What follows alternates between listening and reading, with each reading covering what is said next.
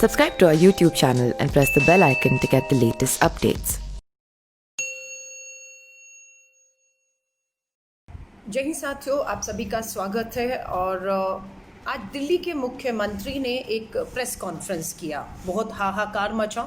मजबूरी में उनको इस बार मजबूरी में, उससे पहले तो वो शौकिया मुझे लग रहा है, टीवी खोलिए, अखबारें देखिए, रेडियो खोलिए, करोड़ों के विज्ञापनों में सुनाई देंगे, लेकिन आज मजबूरन आना पड़ा क्योंकि हर टीवी चैनल में, अखबार में हाहाकार मच चुका था कि जो ऐप जिसे अरविंद केजरीवाल जी ने अपनी प्रेस कॉन्फ्रेंस में वर्ल्ड क्लास ऐप बताया, उन्होंने कहा जो ऐप केजरीवाल सरकार ने लॉन्च किया है वो पूरे विश्व में ऐसा ऐप, ऐसी जानकारी आज तक किसी ने नहीं दी।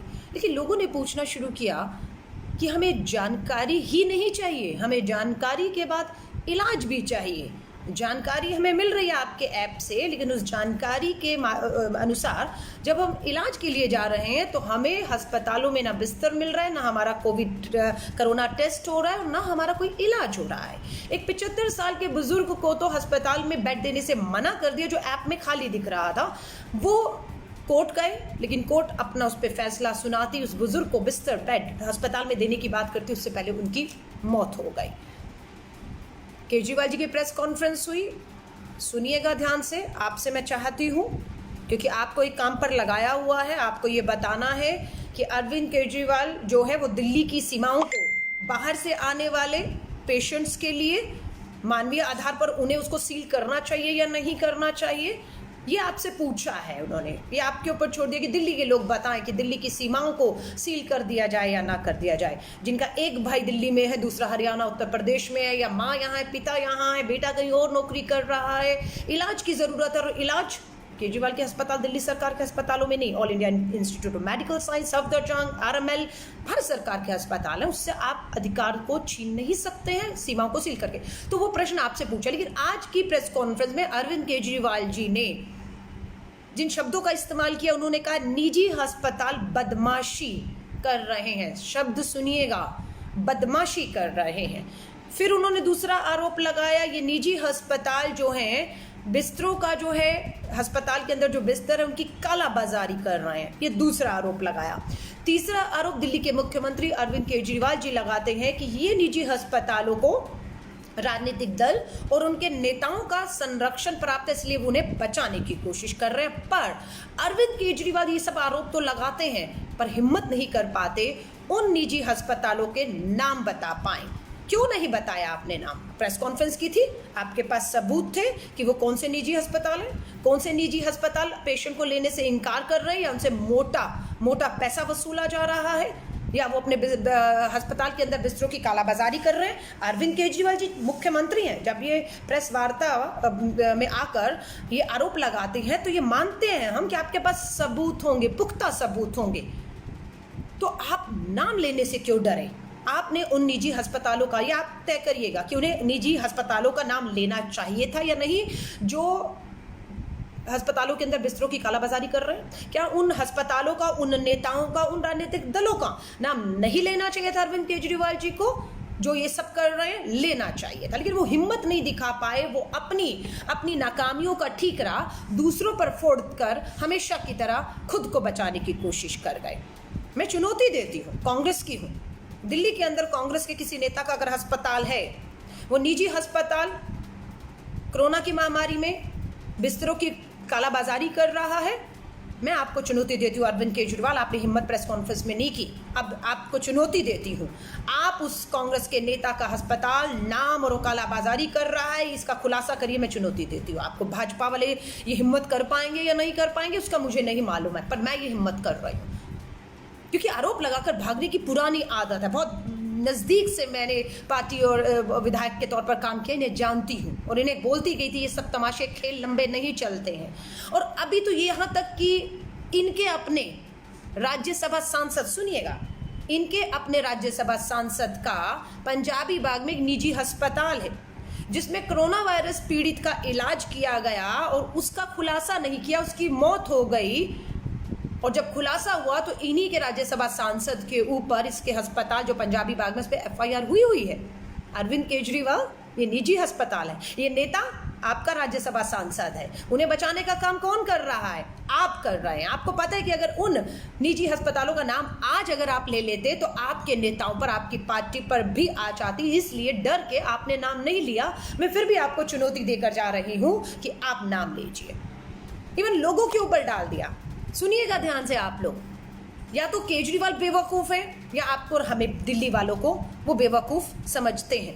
उनका ये कहना है कि अगर आप में कोई लक्षण नहीं है, आप मेरी तरह बिल्कुल स्वस्थ हैं, कोई लक्षण नहीं है, तो आप कोरोना सेंटर पे जाकर लंबी लाइनों में लगकर कोरोना के पीड़ित जो हैं उनके बीच में लाइनों में लगकर अपने टेस्ट मत करवाइए।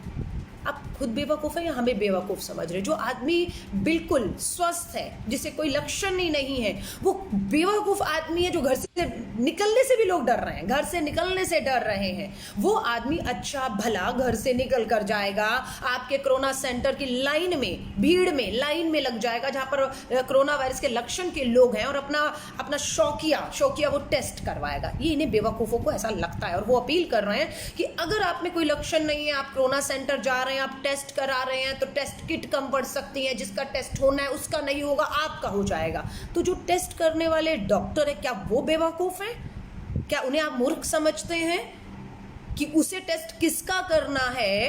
अगर 2 किट पड़ी है, 4 लोग खड़े हैं, तो ऑफ कोर्स डॉक्टर चारों में से पहले उन 2 का टेस्ट करेगा, क्योंकि किट 2 ही है जिनमें लक्षण होंगे। कोई शौकिया टेस्ट कराने के लिए लाइनों में खड़ा होने घर छोड़कर नहीं जाएगा। कोई लड्डू नहीं मिल रहे हैं, माफी चाहूंगी। ये सब कहकर कि दिल्ली की जनता शौकिया कोरोना वायरस टेस्टिंग की लाइनों में लग कर जो है वो टेस्ट ना कराए, किट कम पड़ रही है और जिनके टेस्ट होने हैं उनके नहीं होंगे ओवरऑल। और सबसे बड़ी बात, एफआईआर क्यों नहीं कर रहे निजी अस्पतालों के खिलाफ? आज भी निजी अस्पताल दिल्ली सरकार के खिलाफ पीआईएल डाल दी है। सुप्रीम कोर्ट पहुंच गए हैं, निजी अस्पताल के वकील जो हैं वो पीआईएल डालने दिल्ली सरकार के खिलाफ, क्योंकि ये बिस्तरों की कालाबाजारी मुझे तो लग रहा है, जब आप एफआईआर नहीं करते, आप अस्पतालों के नाम नहीं लेते हैं, आप सिर्फ एक हमला करके छुप कर भाग के घर जाकर बैठ सकते हो। क्योंकि 2 महीने लॉकडाउन में या अब तक केजरीवाल जी को किसी अस्पताल में, किसी सेंटर पे, कहीं पे भी किसी ने नहीं देखा है। वो खुद को तो सुरक्षित कर गए हैं, लेकिन पूरी दिल्ली को 25,000 मामले पहुंच चुके हैं, और 8 तारीख को वो कहते हैं मैं पूरी दिल्ली खोलना चाहता हूं, और अगले 6 महीनों तक उनका कहना है कि ये ऐसे ही रहेगा। आप समझ रहे हैं वो क्या कहना चाह रहे हैं? मैं खुद तो घर से निकलूंगा नहीं, खुद तो मैं पूरी तरह से सुरक्षित रहूंगा, मेरी तो लाखों की तनख्वाहें बैंक में आ जाएंगी, सरकारी बंगला है, नौकर चाकर है, मैं आराम से रहूंगा, क्योंकि ये 6 महीने कोरोना नहीं जाएगा, मैं घर से नहीं निकलूंगा। लेकिन आप लोगों के लिए दिल्ली खोल रहा हूं। अस्पताल निजी, आपके तो अपने हजारों बिस्तर, 10,000 बेड का बिस्तर ये बनाया था आपने। आप तो शिक्षा स्वास्थ्य के मॉडल पे दिल्ली का चुनाव लड़े थे। अभी न्यूज़ 24 में मैं इंटरव्यू सुन रही थी अरविंद केजरीवाल जी का, वो कह रहे थे मुझे 5 दिन और दे दीजिए, मैं सख्त कार्रवाई करूंगा। 5 दिन? अरे 5 साल दिए थे आपको, 5 साल दिए थे। लेकिन आज आपके वही स्वास्थ्य का इंफ्रास्ट्रक्चर की पोल पूरी तरह से दिल्ली के सामने इस महामारी, क्योंकि टेस्टिंग तो अब होनी थी ना, जब एक महामारी आती है, जब आपके स्वास्थ्य जिसका आप ढिंडोरा पीट रहे थे, उसकी टेस्टिंग का समय था कि कितने अस्पताल, कितने बिस्तर, कितनी मोहल्ला क्लिनिक, ये सब आपदा जब आती है तब इनका टेस्ट होता है। कि ये जो मॉडल था वो इस महामारी में कितना खरा उतर कर दिखा रहा है। लेकिन केजरीवाल का जो स्वास्थ्य का मॉडल था और विज्ञापन करोड़ों के वाहवाही का, वो पूरी तरह से मॉडल इस महामारी में ध्वस्त हो चुका है, पूरी तरह से ध्वस्त हो चुका है।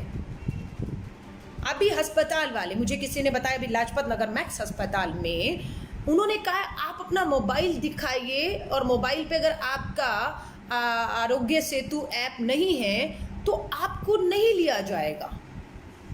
अब वो परिवार अस्पताल के बाहर बैठ के, नेट सर्वर ठीक नहीं है तो 15-20 मिनट से ऐप डाउनलोड कर रहे हैं, उसके बाद उनको इलाज मिलेगा। कि क्या माहौल बनाया हुआ है।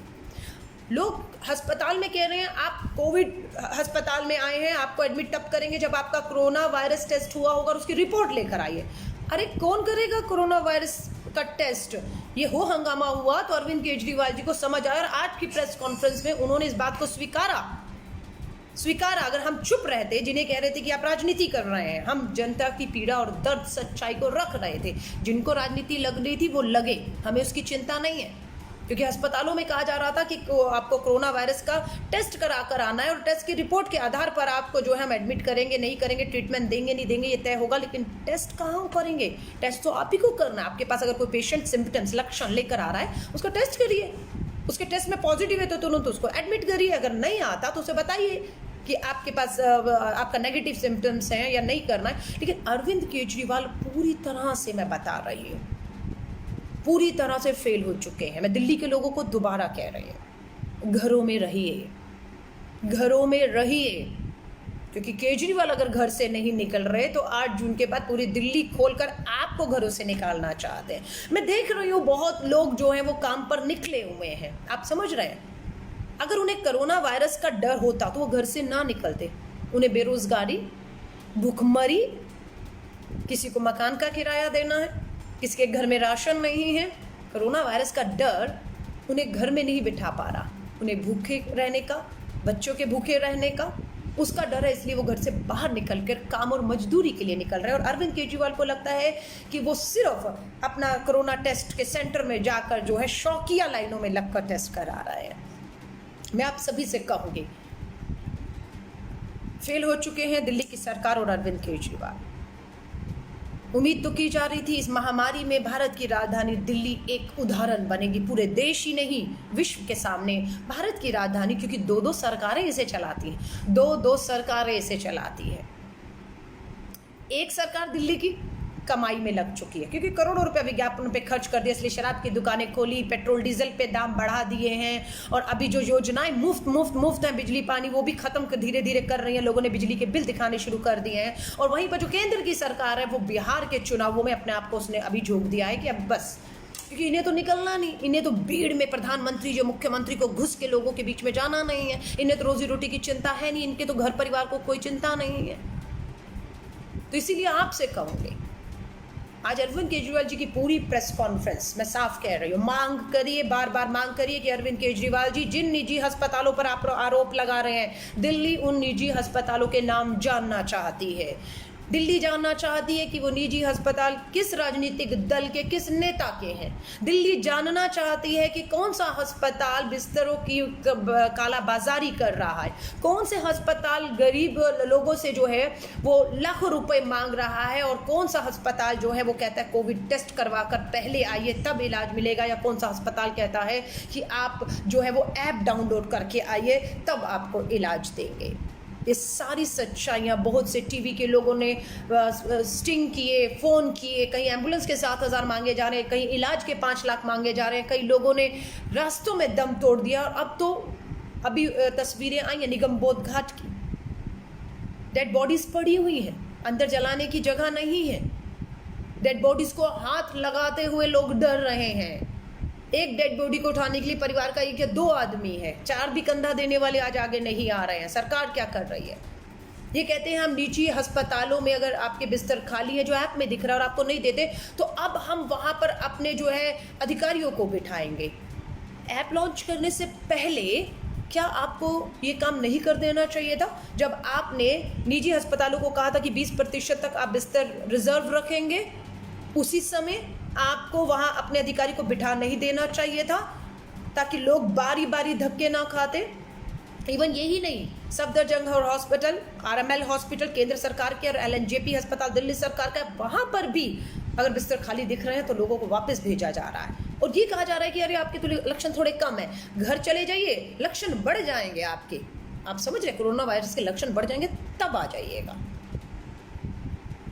क्या भद्दा मजाक हो रहा है। सोच रहे थे कि भारत की राजधानी दिल्ली पूरे देश के हर राज्य के लिए विश्व में एक उदाहरण बनेगी। 2 सरकारें चलाती हैं, पर वो दोनों सरकारें एक दूसरे को पीटने, एक दूसरे के आरोप प्रत्यारोप लगाने पर, RML हॉस्पिटल केंद्र सरकार का है, कोरोना वायरस के टेस्ट करता है, उन टेस्ट के सैंपल दिल्ली सरकार उठाती है और उन्हीं को दोबारा टेस्ट करती है, ताकि एक दूसरे के ऊपर हम राजनीतिक आरोप प्रत्यारोप लगा सकें। और कोर्ट को बीच में आना पड़ रहा है और लोग दम तोड़ रहे हैं। मैं बता रही हूँ, ये आंकड़ा 25,000 पार कर चुका है।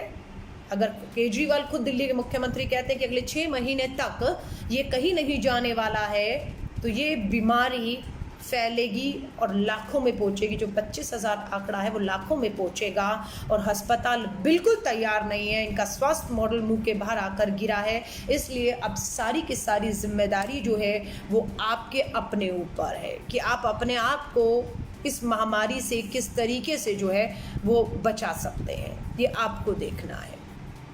दोबारा दोहरा रही हूँ, घरों में रहिए, घरों में रहिए, एक दूसरे से फासला बनाकर रखिए, हाथों को लगातार धोते रहिए, मास्क लगाइए, ग्लव्स लगाइए, जरूरत ना हो तो घरों से मत निकलिएगा, वरना अगला शिकार आप भी हो जाएं। जो बाहर निकल रहे हैं बाद में पछताने से अच्छा है कि हम सभी लोग, जो 25,000 लोग या हज़ारों लोग मौत के मुंह में जा चुके हैं, उनसे हम सबक लें और हम कम से कम खुद की जिम्मेदारी लेकर संभालें। लेकिन आज बहुत दुख से मुझे कहना पड़ रहा है कि दिल्ली की अरविंद केजरीवाल सरकार ने पूरी तरह से दिल्ली के स्वास्थ्य मॉडल को पूरी तरह से ध्वस्त कर दिया है। कोई किसी तरह की तैयारी नहीं है। बॉर्डर सील करने की बातें हो रही हैं जो संभव है ही नहीं है। बॉर्डर सील हो ही नहीं सकता क्योंकि भारत सरकार के बहुत से अस्पताल हैं, लोगों को काम वाम के लिए आना है। अगर आप उनके कागज़ चेक करेंगे तो कितना जाम सीमाओं पर लगने वाला है, चाहे वो नोएडा हो चाहे गुरुग्राम हो, इसका अंदाज़ा आप नहीं लगा सकते हैं। लॉकडाउन में ढील देने के बाद हमने जाम लगे हुए देखा है और आप लोगों के कागज़ चेक करेंगे कि सील है, सीमाएं कौन आए कौन नहीं आए, और आप रोक नहीं सकते। आपने सिर्फ दिल्ली की जनता को गुमराह करने के लिए, उन्हें व्यस्त करने के लिए, उनका ध्यान भटकाने के लिए अपनी नाकामियों से उनको ये लगा दिया कि आप बताइए मुझे क्या करना है, ताकि आप तो कहेंगे जो संभव नहीं है, वो हो ही नहीं सकता, सील नहीं हो सकते हैं। उसमें क्या होगा, लोग हाहाकार सीमाओं पे करेंगे तो ठीक रहा, दिल्ली वालों पे फोड़ दीजिएगा कि आपने सीमाएं सील करने को कहा है, और सीमाएं अगर खोलते हैं तो आपकी तैयारियां नहीं हैं और लोग कोरोना वायरस की चपेट में आएंगे। मैं आप सभी को कहती हूँ, ये जो सवाल मैंने शुरू में आपसे किए हैं कि क्या अरविंद केजरीवाल को, जिन निजी अस्पतालों को वो बेईमान बता रहे हैं, वो उन पे आरोप लगा रहे हैं कि वो अपने बिस्तरों का जो है अस्पताल के अंदर कालाबाजारी कर रहे हैं, वो टेस्ट नहीं कर रहे हैं, वो मोटी रकम वसूल रहे हैं, क्या उनके नाम बताने चाहिए थे या नहीं? क्या अब तक उन सभी पर, एक पर नहीं, क्योंकि जब आप एक पे करते हैं ना तो बाकी 4 से आप बार्गेन करते हैं कि देखिए डराने के लिए हमने 1 पर एफआईआर की है, 4 को छोड़ेंगे, क्योंकि 4 के पास अब आपके नेता जाकर बार्गेन करेंगे उसकी तरफ दिखा के कि आप पे भी एफआईआर हो सकती है, इसलिए बार्गेन होता है, भावतोल होता है। आप समझ रहे हैं, यही भ्रष्टाचार की शुरुआत होती है। तो आपसे कहूँगी, अगर अरविंद केजरीवाल 4-5 अस्पतालों के नाम लिए, उनके नाम बताएं, उन पे एफआईआर दर्ज करें, उनके लाइसेंस रद्द करें, और अगर वहाँ पर अभी पेशेंट हैं तो मैं बिल्कुल कहूँगी उनका इलाज प्राथमिकता होनी चाहिए, लेकिन इन पे कार्रवाई सख्त होनी चाहिए। अगर आप इनको बचाते हैं तो इसका साफ ये मतलब निकलेगा, या तो आप आरोप लगाकर अपना पीछा छुड़ाकर भाग गए और या आपने इनसे कोई भाव तोल कर लिया है। तो मेरा ये वीडियो ज़्यादा से ज़्यादा इसलिए शेयर करिएगा ताकि दिल्ली के लोग गुमराह ना हो पाएँ और इस महामारी से अपने परिवार को सुरक्षित रख पाएँ। जय हिंद, जय Bharat. Subscribe to our YouTube channel and press the bell icon to get the latest updates.